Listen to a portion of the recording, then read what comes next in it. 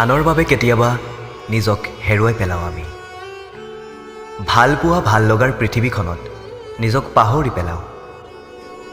প্ৰেম আৰু জীৱনৰ সংমিশ্ৰণত পাহৰি পেলাওঁ নিজৰ অস্তিত্ব। নিজক পাহৰি আনক বিচাৰি যোৱাটো কিমান দূৰ সত্য, বা আনৰ বাবে নিজৰ জীৱনক তুচ্ছ কৰি তোলাটো আচলতে কিমান দূৰ যুক্তিসংগত। যিয়েই নহওক কিয়, কিন্তু কেতিয়াবা স্বাৰ্থপৰ হোৱাটো নিশ্চয় ভুল নহ'ব। জীৱনে আমাক কেতিয়াবা ইমান কথা শিকায় যে যাৰ বাবে আপুনি নিজক হেৰুৱাই, এদিন তেওঁৰ বাবে আপুনি গুৰুত্বহীন হৈ পৰে। আচলতে ভালপোৱাৰ শৃংখল সজাই সংসাৰৰ সপোন ৰচাটো সহজ, কিন্তু সম্পৰ্কৰ আউলবোৰ ভাঙি জীৱনবোৰ মধুৰ কৰি তোলাটো বৰ জটিল। জীৱনৰ ভৰত কেতিয়াবা প্ৰেমৰ আঁত হেৰায়, আপোনজনে বিচৰাৰ দৰেই নিজক সজাব নোৱাৰাৰ দুখ, আৰু কেতিয়াবা আনক ভাল পোৱাৰ অপৰাধত নিজক সলাই পেলোৱাৰ দুখ। তাৰ পাছতো আপুনি সংগী হৈ পৰে নিসংগতাৰ। বাস্তৱ পৃথিৱীখন আচলতে চিনেমাৰ কাহিনীৰ দৰে নহয়, গল্প উপন্যাসৰ প্ৰেমৰ দৰেও সকলো সেউজীয়া নহয়। প্ৰয়োজনত যদি আপুনি কাৰোবাৰ প্ৰিয়জন হৈ পৰে, তেনে সেই প্ৰেম অৰ্থহীন। প্ৰকৃততে আপুনি কাৰ বাবে কিমান গুৰুত্বপূৰ্ণ সেয়া সন্মুখৰজনে ক'ব আপোনাৰ বাবে।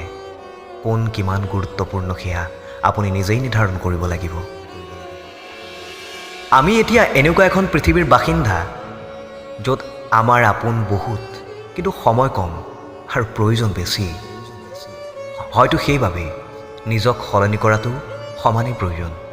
কিন্তু আপুনি সৃষ্টিৰ পথ ল'লেনে ধ্বংসৰ পথ, সেয়া আপোনাৰ একান্ত সিদ্ধান্ত। মাথো নিজক সম্পূৰ্ণৰূপে ত্যাগ কৰি আনক সৰ্বোচ্চ বুলি ভবাটো অনুচিত। আৰু এনেকুৱাটো নহয় যে কাৰোবাৰ গুৰুত্ব পাবলৈহে আমি জীয়াই আছোঁ। কাৰোবাৰ ভাল লগা আৰু বেয়া লগাৰ মাজত আমি শূন্য নেকি? জীৱনটো আমাৰ নিজৰ, মাথো আমাৰ উদাৰতা কাৰো সুযোগ হ'ব নালাগে। যেনেদৰে আপুনি কেতিয়াও নিজৰ অপকাৰ কৰিব নোৱাৰে, একেদৰে প্ৰেম ভাল পোৱাও আপোনাৰ শত্ৰু হ'ব নোৱাৰে।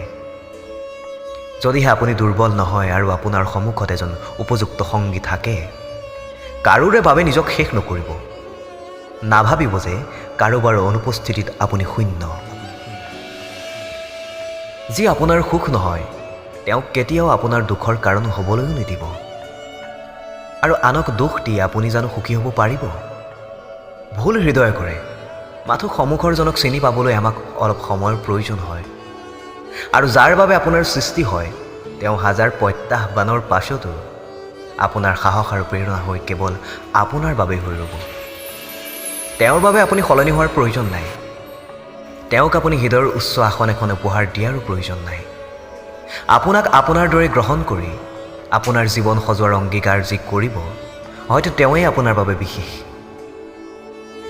নিজক নিজৰ ঠাইতে ৰাখি ভাল লগাবোৰ বিচাৰি চাওকচোন। আপোনাৰ আপোনজনক সদায় আপোনাৰ কাষতে পাব। এবাৰ নিজক বিচাৰি চাওক।